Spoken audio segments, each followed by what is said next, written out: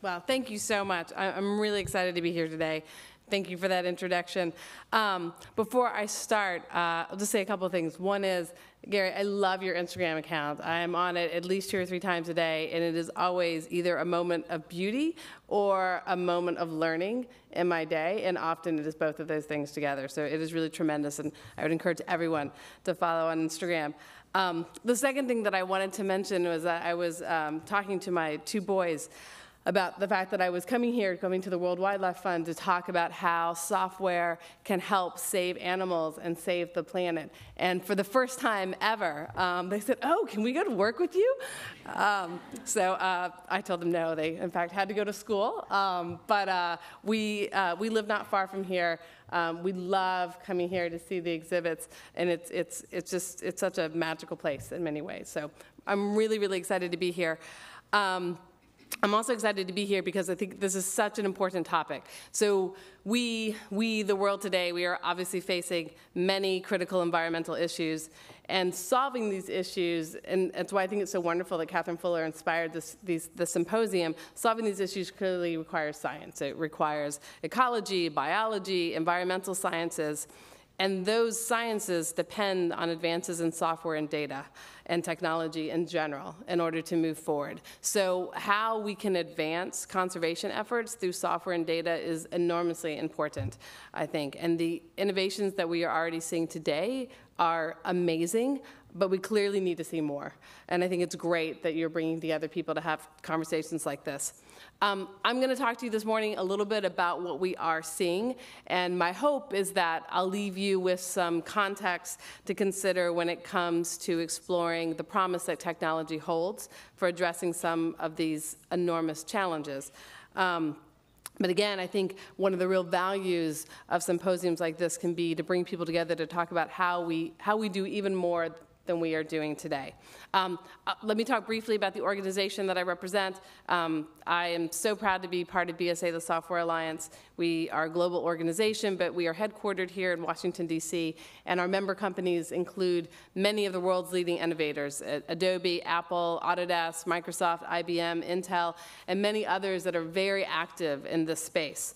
The people at these companies are coming up with answers to help make our daily lives better every day, in some ways that are small and mundane, but very important to how people actually go about their lives, and in other ways that are enormously important in terms of the planet that we live in. And this is certainly the case when it comes to conserving and sustaining our environment and natural resources. So let me talk a little bit about some of the things that we're saying. First, I want to talk about how advances in software and data are improving wildlife conservation efforts. And these are efforts that are helping species in very active ways, helping prevent them from becoming endangered or even extinct. And they involved everything from alerts for poaching risks to better understanding animal behavior in really detailed ways. So we all know that poaching remains a huge concern in many parts of the world. Gary talked a little bit about some of the efforts National Geographic is making in this area. Another technology advance that I wanted to talk about was Intel's Rhino chip, which is also something that can help. So this chip, which is about the size of a credit card, it's a Galileo processor board, and it's attached to critically endangered black and white rhinos in Africa. It's set up in a rhino-proof ankle collar, and it has a solar panel to recharge on its own, so that it has an independent energy source. The animals then get an RFID chip that is placed in their horn, and if the 2 things are disconnected, then anti-poaching teams receive an alert. Anti-poaching teams are connected if the 2 pieces are disconnected as a tip-off in order to try to catch poachers before the animals are killed. One of the things that's really important when it comes to anti-poaching effort is that we need better and more thorough and more accurate tracking of animal patterns. So IBM has predictive analytics software that is able to collect huge amounts of complex data about wildlife, including where the animals are located and why they're being hunted. And the answers that can be gleaned from taking this data can help scientists and conservationists determine where it is best to focus their conservation efforts. And we see this in a number of areas. It's been incredibly helpful in terms of disease eradication or fighting disease as well. So trying to fight malaria and cholera using big data analytics to pinpoint where the outbreaks are likely to be taking place and then try to focus efforts in those areas is really important. And IBM is doing similar things in terms of anti-poaching efforts to try to help use predictive analytics to determine where the highest risk area are and then focus efforts in those areas. Of course, beyond poaching, understanding animal behavior in space and time is essential to our ability to protect and preserve. We need to understand their movements, how they interact with their environments, what the patterns is and what the variation in those patterns is. And it's critical as well for us to be able to try to predict what future behaviors are likely to be as well. As you all know, tracking technology can be expensive, it can be inappropriate in terms of how it's used to the animals, it can be very labor intensive, but we are making some progress in that area as well. So for one example, there are scientists that are working at UC Santa Cruz, and they've been working on a smart collar to study mountain lion behavior. Many wildlife trackers use satellite imagery to track animals, but this new smart collar, which basically operates the way a Fitbit operates, provides data showing precisely where the mountain lion is, so to a great degree of precision, what it's doing and how much caloric energy it's using. And tools like this mean that wildlife trackers are then able to get data that is much more accurate, analyze it more efficiently, and then use it more effectively. There's another project called the Mataki Project that's being done in conjunction with Microsoft Research. And they have developed an open source, low-cost tracking technology that comes with its own software tools to analyze the data that's gathered. Because this particular technology is wirelessly enabled, researchers can retrieve the data without having to go and retrieve the device. It's used right now on migratory seabirds, but it is set up in a way that it could be scaled to use on many other types of animals. One last example in this area, a little bit more low tech, but really important as well. So weather can obviously be a challenging element when you're trying to track animal behavior.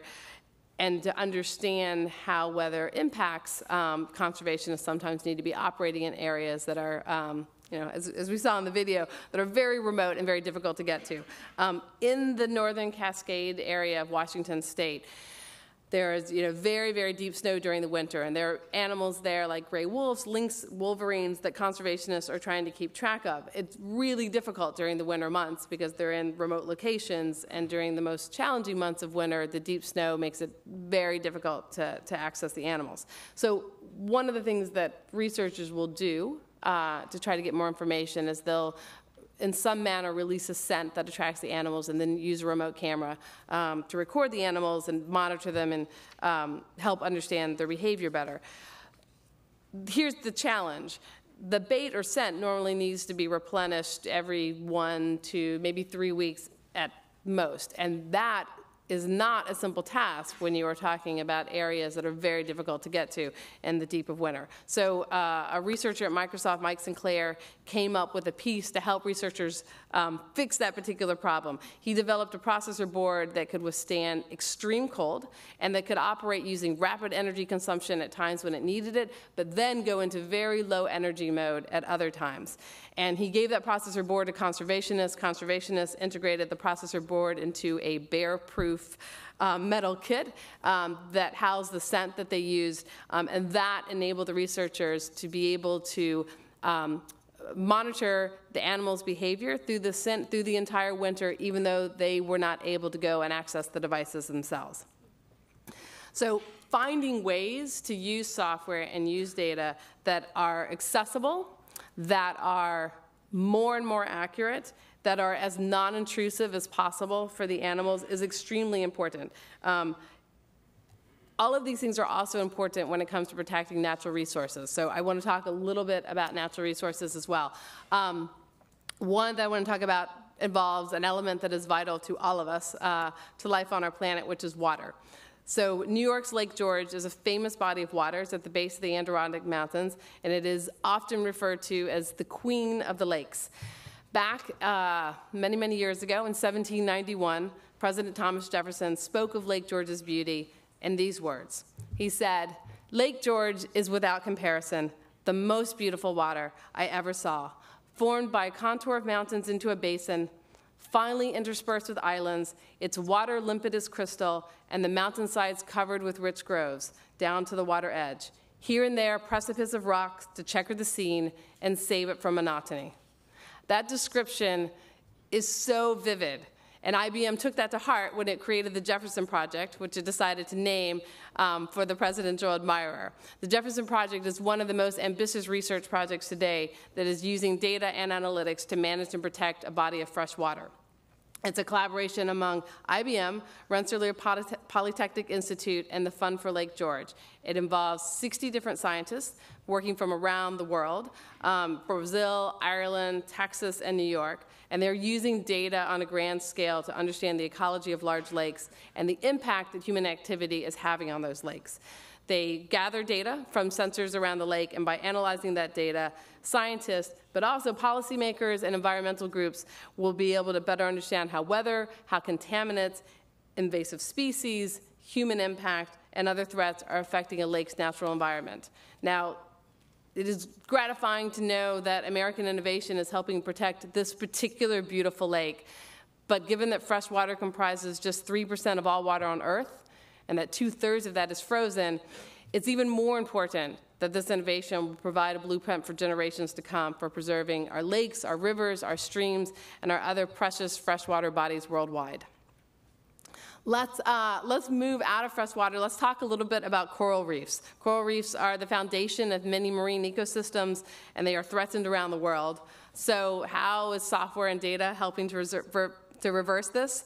Autodesk recently made history with something called Recap Reality Capture and 3D scanning software. So 3D scanning software is a software essentially allows you to take a picture of something. Pictures obviously, converting a 3D real thing in life to a 2D image. The 3D scanning software then allows you to model it. And then there is a lot of very complicated physics in that, as well as just very difficult software encoding. And one of the real challenges in 3D scanning software has been trying to capture an object that is moving or that is alive or that is underwater with currents moving around it. That's a very, very difficult science project to figure out. But it's something that Autodesk has been working on for a number of years. And with their Recap Reality Capture, they've been able to solve many of those problems. So what this has enabled marine scientists to be able to do is to capture entire segments of coral reefs and then turn those into highly detailed 3D models, which allow then to very precise and accurate monitoring and measurements of the reefs over time. This is a really important step forward in terms of measuring coral surface area, the living part of coral. Scientists have been working on measuring coral, obviously, for many, many years, but before this, there were limits. The models were, or the renderings were two-dimensional. They were very labor-intensive. They were very time-consuming. This software and the Recap Reality has changed all of that. And to quote the National Geographic Society's Dr. Alan Friedlander, who is the chief scientist for the pristine seas, this technology will allow us to better understand coral reef diversity and health at an unprecedented scale, allowing us to help preserve them before they are gone.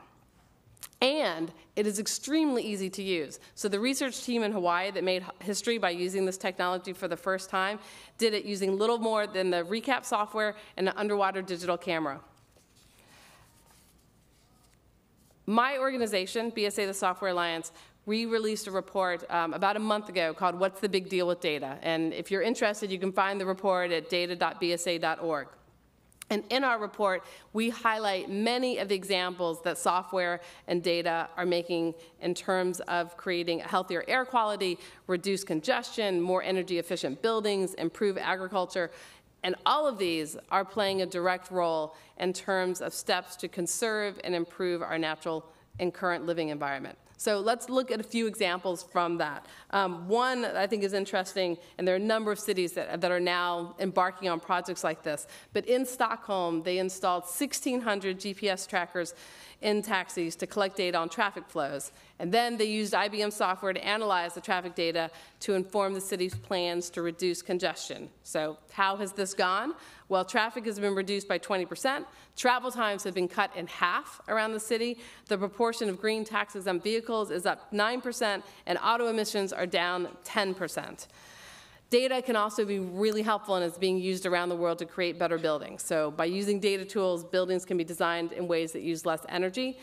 This is done in a number of ways, but one of them is by infusing buildings with intelligent systems that combine data with analytics and actuators to make the buildings operate much more efficiently. And one example, and I think is really exciting, is in the UAE, in the United Arab Emirates, they have built for the first time, using these data tools, a building that is actually the world's first positive energy building. So this is a building that actually produces more energy than it consumes.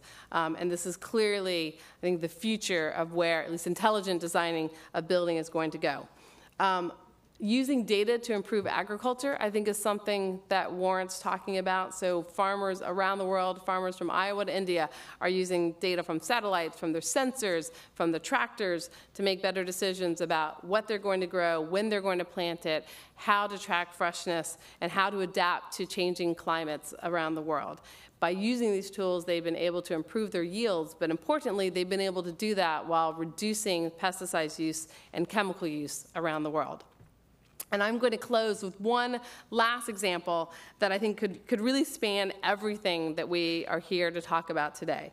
So a group of ecologists, biologists, and environmental scientists working together with Microsoft Research and the United Nations Environmental Program have spent 3 years building the world's first global ecosystem model, a model to simulate all life on Earth. It combines the sort of key biological processes from birth until death of the millions of trillions of organisms that exist on the Earth to capture both the structure and the function of those ecosystems, looking not just at how ecosystems vary around the world, but also by modeling out the impact that different policy decisions can have, how we can mitigate or reverse the damage from human pressures. And I know that Lucas Jopa is going to be with us later on this afternoon, and I'm hoping that's one of the things that he will talk a little bit about. Before I close, just a couple final comments. One, as was mentioned, Carter talked about the essential role that technology has to play. I think this is essential and inevitable, and it is something we are seeing the impact that software and data is having across so many sectors and in so many areas of the world. And it's clear that this is an area where we are seeing more. As I said at the beginning, I think we need to see more. As was mentioned at the beginning, I chair a group of the World Economic Forum on the future of software and society.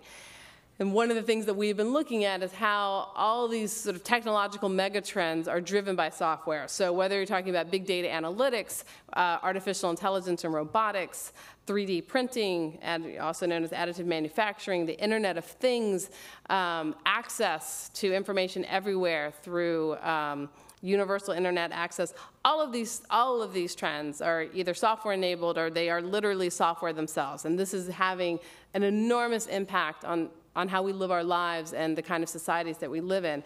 And I think it's really important as we live in these exciting times to keep the focus on how to ensure that the societal impacts that are coming from all of these changes being driven by software and technology are as positive as they can be. And I think this is an area where we're already seeing great progress, but there is enormous potential in terms of the positive impact that we can have. So again, enormously excited that we're having this conversation. I wanted to close by saying that I think the WildLabs.net is a fantastic initiative. So congratulations to everyone who's been involved in getting that network off the ground. I think that aim, which as I understand it, is to build an open community of innovators that can come together to talk about how to move forward a shared commitment to biodiversity conservation is incredibly commendable.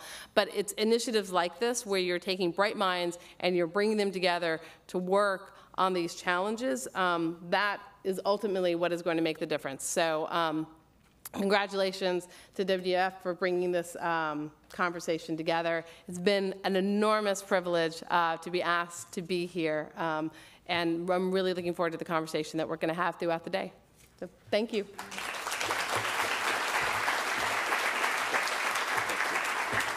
You can sit in the middle, and then I'll stand to the side. Gary, please come up, and we'll get going.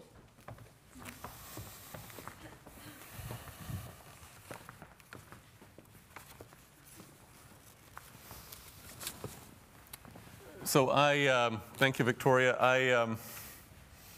I was listening to your talk and reflecting on the fact that you have 2 kids that you'd love to make your life relevant to and connect with. I have 3 teenagers.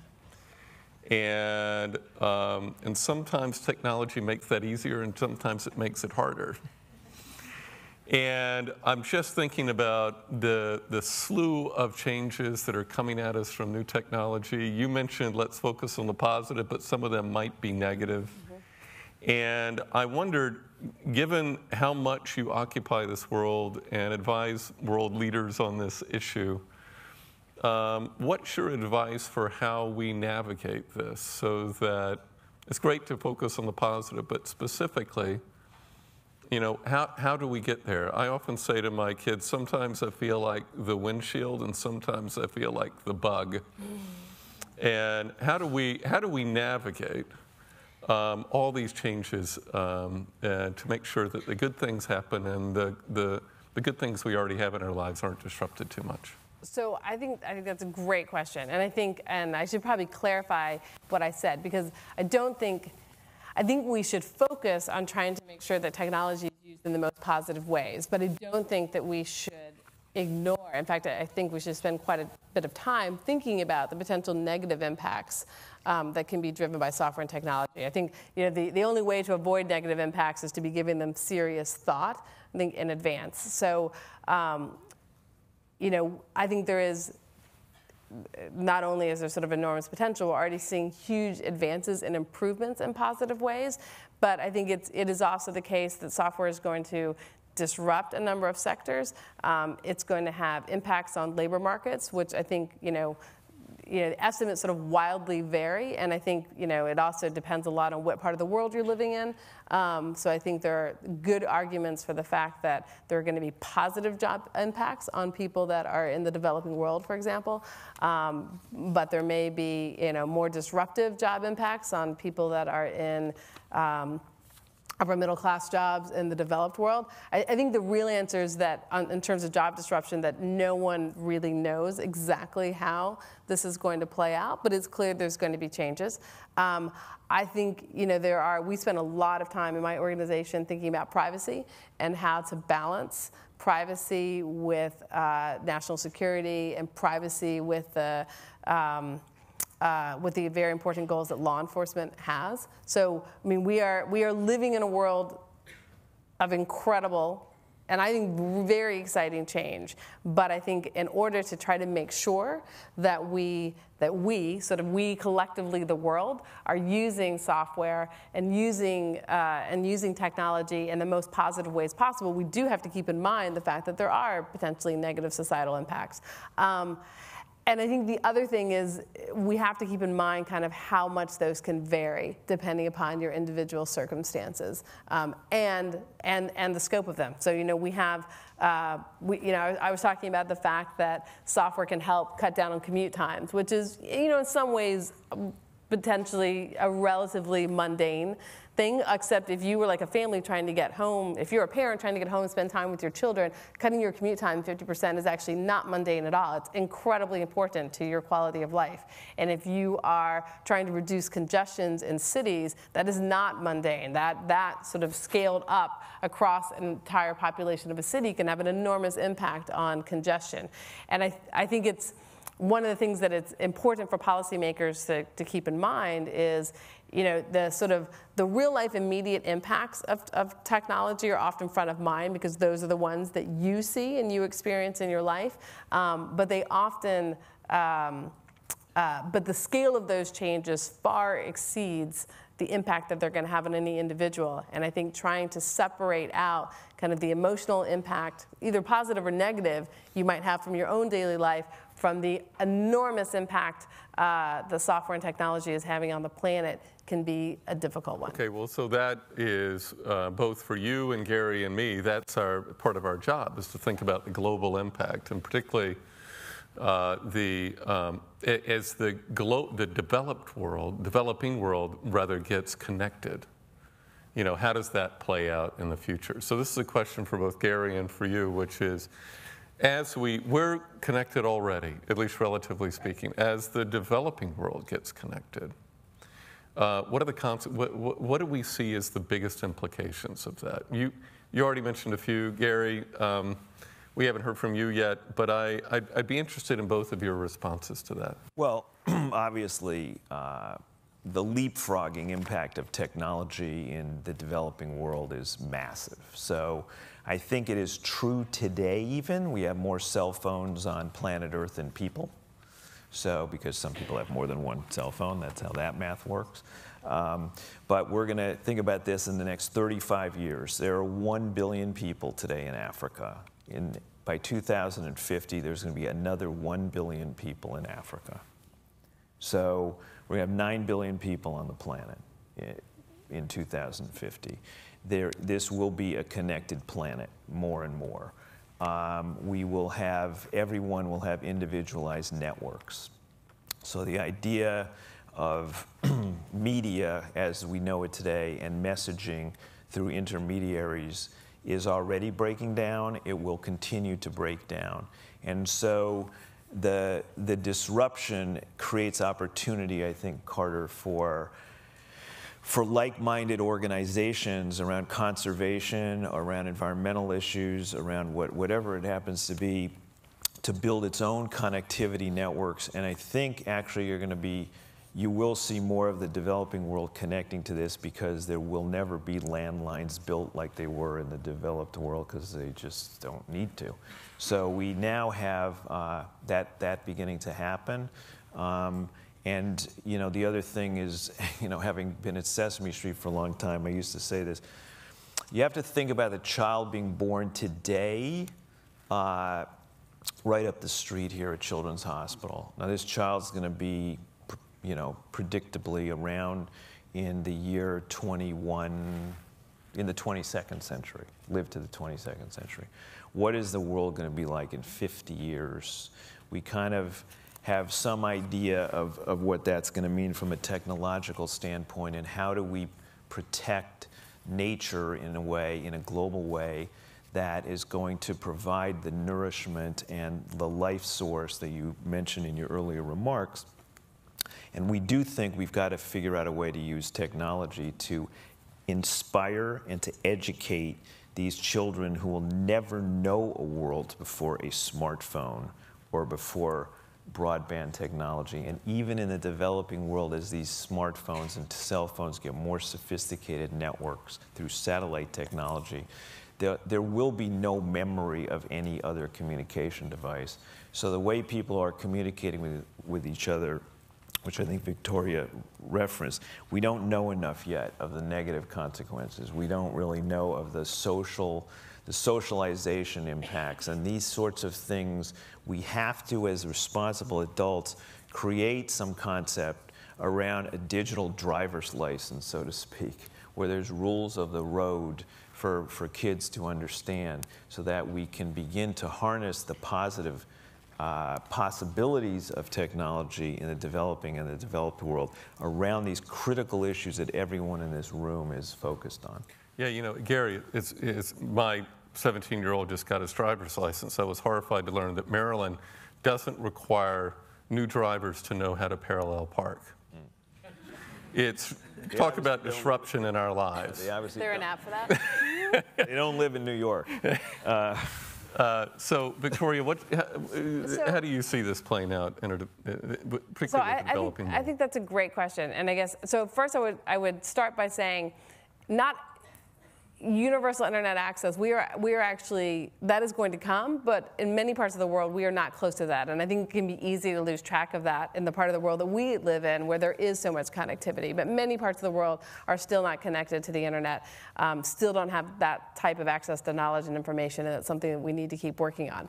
But there are enormous strides we make. I totally agree with you. There are entire swaths of the world that are just going to jump right over building landlines because it's not necessary anymore. And so I would focus on, I would focus on economy and health. So mobile payment systems taking off very, very quickly in Africa. Another place where like Africa is actually leading in an area of sort of high-tech finance, and it's in part because they don't have the sort of deep roots of infrastructure and banks and financial institutions that other parts of the world have, but they obviously have a need to be able to exchange money. So mobile payment systems, which can be really efficient and effective, are actually taking off in Africa and being adopted very quickly. And that is having enormous impacts on the market. I mean, that means people that are in remote areas can now engage in the market. They can start a business. They can sell their goods in a way that would be impossible without an inexpensive, efficient way of conducting financial transactions. We're seeing enormous changes in terms of health using mobile payments. So using mobile. So one example of this is in Ghana and a number of other countries, using text messages, using SMS to send health alerts, to send reminders on prescriptions. That is much more efficient than trying to persuade people to be traveling long distances to come into clinics. That is, it's also very inexpensive, and there's been great gains in terms of having patients follow courses of medical treatment using technologies like that. There are also, I talked a little bit about this in my speech, but using big data analytics and connectivity to try to predict where outbreaks of infectious diseases are going to occur, and then concentrate efforts in those areas to try to contain them before they get before they spiral out of control is enormously important, and that is happening in many places around the world, but it's happening in particular in Africa. And those two areas, improving the economy and trying to reduce some of the enormous health burden being faced, are really important, obviously, in terms of reducing poverty. And I think how this is sort of immediately relevant to conservation, I think one of the challenges with conservation is that if you are operating in a part of the world that is suffering from enormous economic deprivation, it can be very hard to focus people's attention on why it is important to protect and preserve animals, why it is important to protect and preserve the environment, because it seems like there are other priorities ahead of that. And I think if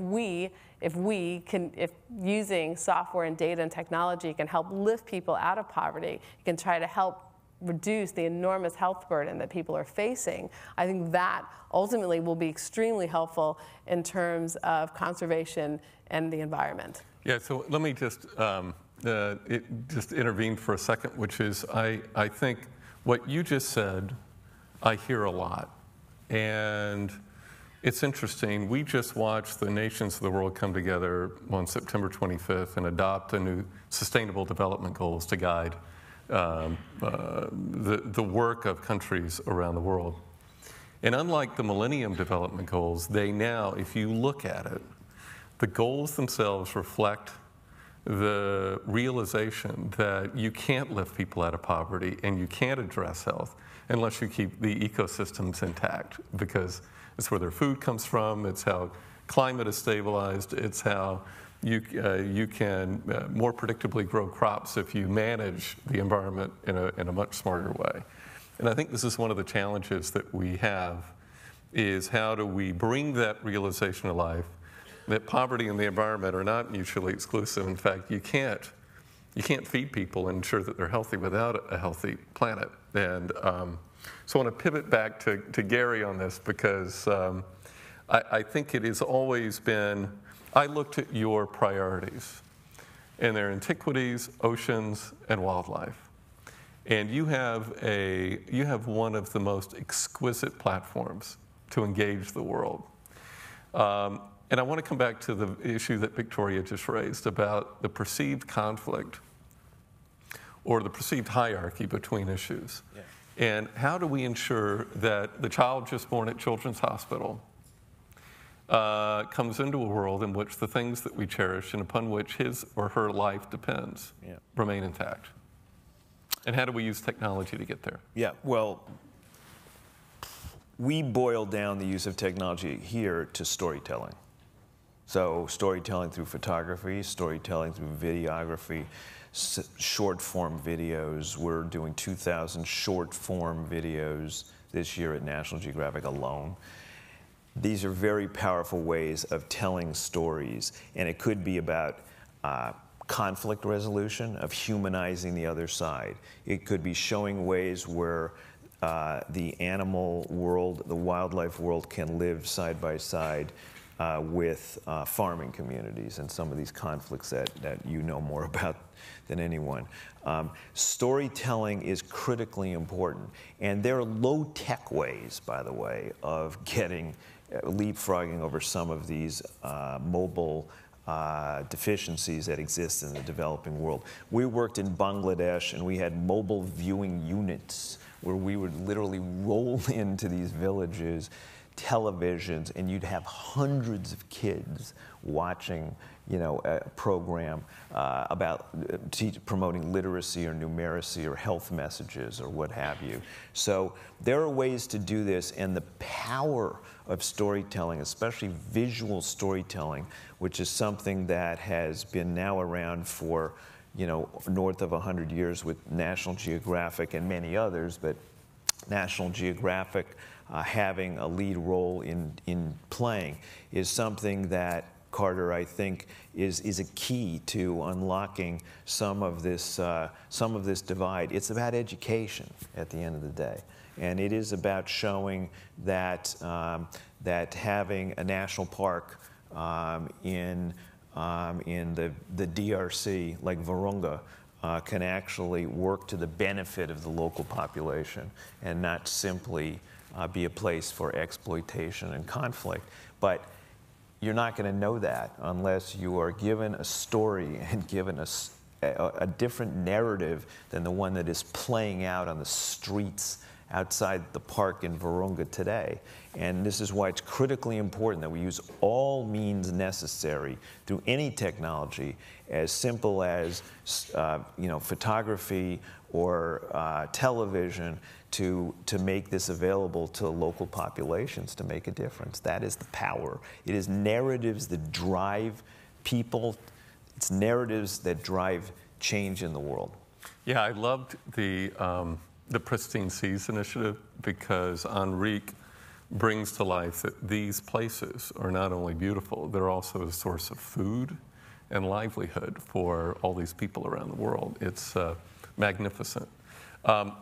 I would be remiss if I didn't turn to the questions that we're getting from the audience and from Twitter. And I'm not quite sure how I'm going to bring these up, but I know that I'm going to turn to conversations from Twitter.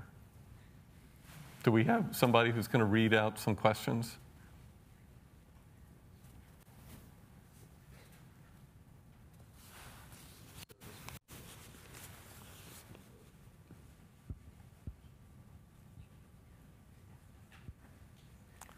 You could just yell it to me.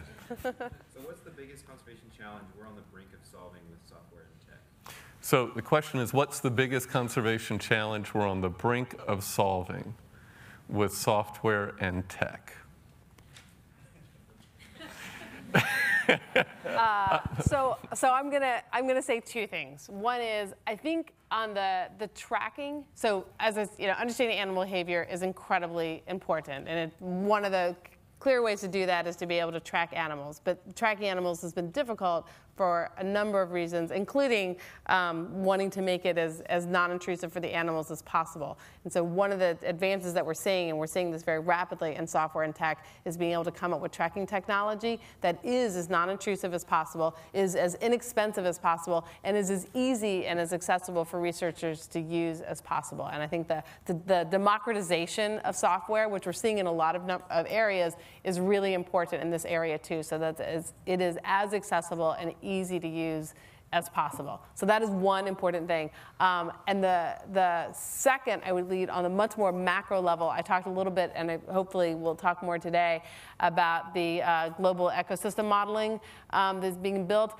I think that is not something that we are close to being done with, but that is an initiative that I think is well in process. And if that is successful, that will have an enormous impact in terms of helping policymakers and conservationists figure out what the right policies are going to be in place to try to solve environmental issues around the world. So I think there's some very specific things happening in tracking technology that are really important, and then there are some enormous sort of macro, really planet-changing initiatives that are by no means close to being done, but are in process that I think are really important as well. Yeah, and I would just add GIS is hugely important. Organizations like Esri and others are doing amazing things of using big data and loading them into visualizations from a geographic point of view to connect green spaces across America and other parts of the world.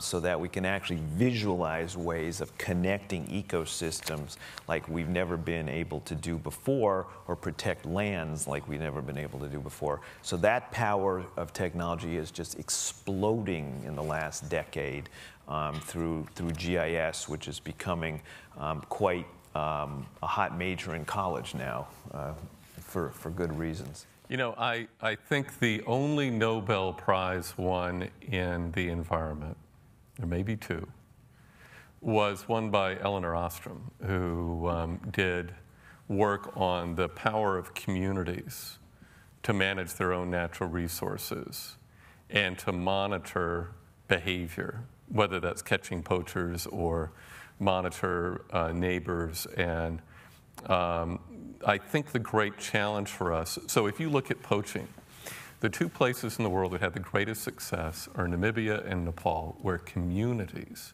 manage the resources and are catching the poachers and managing. In fact, Nepal has just celebrated its third year of zero poaching. If we could take that power and make it global so the world can see what is happening in these places in the same way that local communities do, I think it would unleash all kinds of possibilities. We're just glimpsing the beginning of that. But that is, if we could feel acutely the Amazon being destroyed as much as local communities do, I think all kinds of possibilities open up.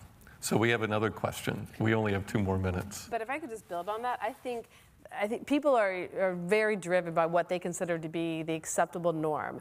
And I think if there's community work being done like that, that could be through narrative and storytelling, sort of disseminated out to the rest of the world, I think that could have an enormous impact. And obviously software technology is one of the things that you could use to disseminate that story. So I think that, trying to take communities and trying to use the power of them to impact people's behavior around the world is a really important point. It's not all about guns and jeeps and high-tech infrastructure necessarily. It mobilizing people to understand and see things is huge.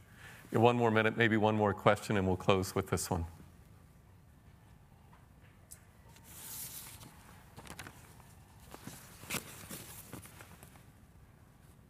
So I think you actually touched on this one a bit, but so far the discussion has been mostly about measuring, tracking, science, and conservation, but conservation is a social phenomenon. So I think Carter touched on this a bit, but how much are people involved in the tech and behind innovations in conservation? So let me just, I'm going to twist that one a little bit, and this will be a last question for you. You represent this constellation of different institutions in the tech sector who gather together, ask you to be to represent them, and no pressure, but on privacy issues, all kinds of things. To what degree do you think is that sector interested in the things we talked about today on the environment? You've mentioned a few case studies and a few examples, but to what degree are they interested, and what is the possibility of increasing their interest to tell the kind of stories that Gary mention to us? So I think that's a great question. And I would say among the companies I represent, I think there's a great deal of interest. And I could imagine people say, well, why is that? Like, why should a software company care? But I think that it's because so many of our companies are global in scale and scope, and I think they have a keen understanding that the health of the planet and the health of the world, whether it's economic health, political health, energy, environmental health, is really important to what to them as a company. But I think also many of them are keenly aware of what they can do and the progress that they can bring to the world. And I think many of the companies have very strong internal ethic that if they are not using what they create to try to make improvements in areas where they can, that they are not acting as they should. And I don't, I think that is just an ethic that is inside many parts of the technology in a way that is very inherently strong.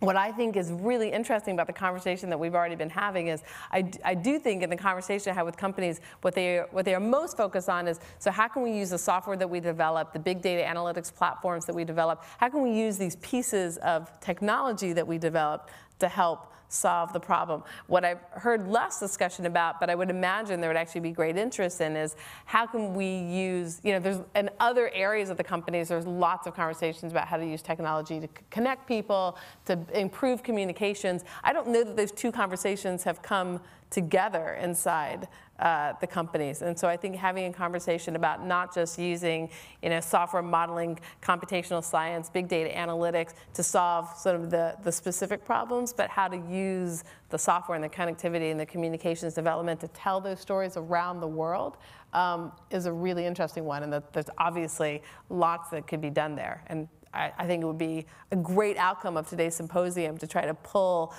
all the effort that is going on and to try to pull those two different efforts together.